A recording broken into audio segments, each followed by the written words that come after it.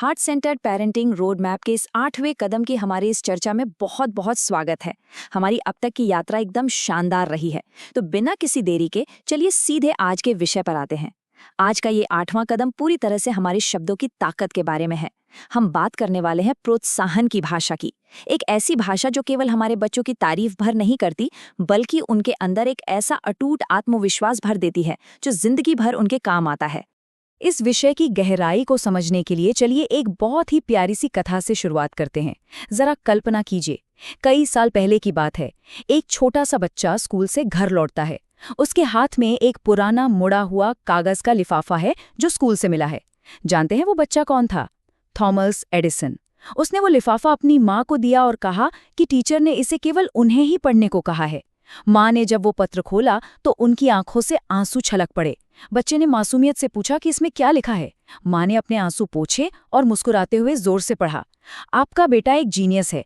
यह स्कूल उसके लिए बहुत छोटा है और यहाँ उसे पढ़ाने के लिए पर्याप्त अच्छे शिक्षक नहीं हैं, इसलिए कृपया उसे आप खुद पढ़ाएं।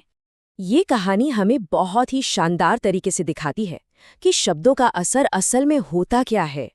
सालों बाद जब एडिसन एक महान वैज्ञानिक बन चुके थे और उनकी माँ इस दुनिया में नहीं थी, तब उन्हें अपनी माँ के पुराने सामान में वही पत्र मिला और असली कहानी यहीं सामने आती है। जानते हैं उस पत्र में असल में क्या लिखा था? उसमें लिखा था, आपका बेटा मानसिक रूप से कमजोर है, हम उसे अब स्कूल नहीं आने दे सकते। जरा सोचिए, स्कूल ने तो बच्चे पर कमजोर होने का ठप्पा लगा दिया था, लेकिन एक माँ की समझदारी और उनकी प्रोत्साहन की भाषा ने उसे जीनियस बना दिया। उन्होंने बच्चे के आत्मविश्वास को टूटने से बचाया और पूरी दुनिया ही बदल दी। थॉमस एडिसन की माँ ने उस वक्त अनजाने में ही जिस मनोविज्ञान का इस्तेमाल किया था, उसे आज हम ग्रोथ माइंडसेट कहते हैं। ये एक ऐसा पक्का विश्वास है जहां हम मानते हैं कि हमारी क्षमताएं कोई पत्थर की लकीर नहीं है। जन्मजात प्रतिभा से कहीं ज्यादा अहमियत होती है मेहनत और लगन की। जब हम बच्चों से बात करते हैं तो हमारा पूरा ध्यान इस बात पर होना चाहिए कि वे कितनी कोशिश कर रहे हैं, न कि इस बात पर कि वे पैदाइशी कितने होशियार हैं। यही वो माइंडसेट है जो बच्चों को जिंदगी की हर मुश्किल का डटकर सामना करने की हिम्मत देता है। तो चलिए देखते हैं कि ये प्रोत्साहन की भाषा आखिर काम कैसे करती है। इसके मुख्य रूप से 4 स्तंभ हैं। ये भाषा केवल अरे वाह तुम कितने स्मार्ट हो जैसी खोखली तारीफों पर निर्भर नहीं करती। इसके बजाय ये पूरी प्रक्रिया पर ध्यान देती है। बच्चा किसी काम को करने में जो खास प्रयास लगा रहा है, ये उससे पहचानती है। एडिसन की माँ ने भी तो यही किया था ना। उन्होंने एक ऐसा गहरा आंतरिक विश्वास पैदा कर दिया जिससे बच्चा ये समझ पाया कि वो अपनी मेहनत और लगन से कुछ भी हासिल कर सकता है। अब तक तो हमने इतिहास और मनोविज्ञान की बात की, अब समय है एक प्रयोग का, जिसे हम अस्त व्यस्त चित्रकला कह सकते हैं। चलिए इस स्थिति की कल्पना करते हैं जो हम सभी के घरों में कभी ना कभी होती ही है। एक बच्चा बहुत ही खुशी खुशी दौड़ता हुआ आता है। उसके हाथों में एक कागज है, उसने एक ड्राइंग बनाई है। लेकिन सच कहें तो वो ड्राइंग बहुत ही अस्त व्यस्त है। रंग लाइन से बाहर फैले हुए हैं, आकृतियां कुछ खास समझ में नहीं आ रही हैं, बस एक बहुत ही बिखरी हुई सी कलाकारी है। लेकिन बच्चा बहुत गर्व से अपना वो मास्टरपीस दिखाता है।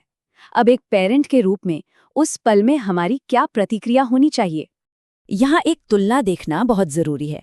आमतौर पर हमारी सबसे स्वाभाविक प्रतिक्रिया होती है, वाओ बहुत अच्छा काम किया या गुड जॉब।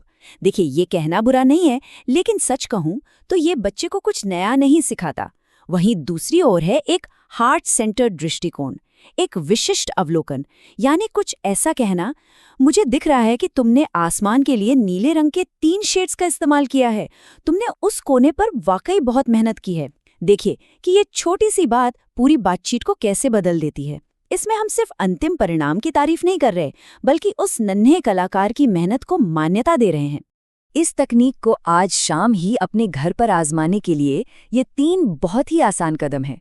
पहला, बारीकियों पर ध्यान दें, बच्चों के काम को जरा करीब से देखें। दूसरा, मेहनत को पहचानें, उन्हें बताएं कि उनका संघर्ष और उनका प्रयास व्यर्थ नहीं गया है, किसी ने उसे देखा है। और तीसरा, बस गुड जॉब जैसी सामान्य तारीफ से बचें, उसकी जगह उनके काम के किसी एक खास हिस्से के बारे में बात करें। जब हम ऐसा करते हैं ना, तो बच्चे को सच में ऐसा लगता है कि उसे गहराई से देखा और समझा जा रहा है। इस प्रयोग को आजमाने के बाद हमारा अगला पड़ाव है विचार, यानी थोड़ा आत्ममंथन। अपने आप से ये सवाल जरूर पूछिएगा, जब केवल अंतिम परिणाम के बजाय बच्चे की मेहनत पर ध्यान दिया जाता है तो उसके हाव-भाव में क्या बदलाव आता है। आप खुद गौर करेंगे कि जब बच्चे को सच में उसकी मेहनत के लिए सराहा जाता है तो उसका चेहरा एकदम चमक उठता है। वो गर्व से सीधा खड़ा हो जाता है। उसकी आंखों में एक अजीब सी नई ऊर्जा आ जाती है। वो सिर्फ इसलिए खुश नहीं होता कि किसी ने उसे शाबाशी दी, बल्कि इसलिए खुश होता है क्योंकि किसी ने उसके प्रयास का, उसकी मेहनत का सम्मान किया है। और यकीन मानिए, यही प्रोत्साहन की भाषा का असली जादू है। इस आसान सी तकनीक को अपनी रोजमर्रा की दिनचर्या का हिस्सा बनाकर देखिए और फिर देखिएगा कि कैसे ये छोटे छोटे बदलाव कितना बड़ा असर पैदा करते हैं। तो आज की इस चर्चा में बस इतना ही। अपनी अगली कड़ी में हम रोड मैप के 9वें कदम पर बात करेंगे, जो है सेफ टू फेल जोन।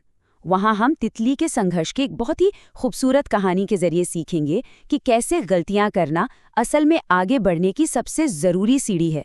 हम मिस्टेक गोल सेट करना भी सीखेंगे। तो उस रोमांचक चर्चा के लिए हमारे साथ ज़रूर जुड़िएगा। लेकिन जाने से पहले एक सवाल है, अगली बार जब कोई बच्चा एक अस्त-व्यस्त सी चित्रकला लेकर आपके पास दौड़ता हुआ आएगा, तो आप उसे सशक्त बनाने के लिए कौन से शब्द चुनेंगे?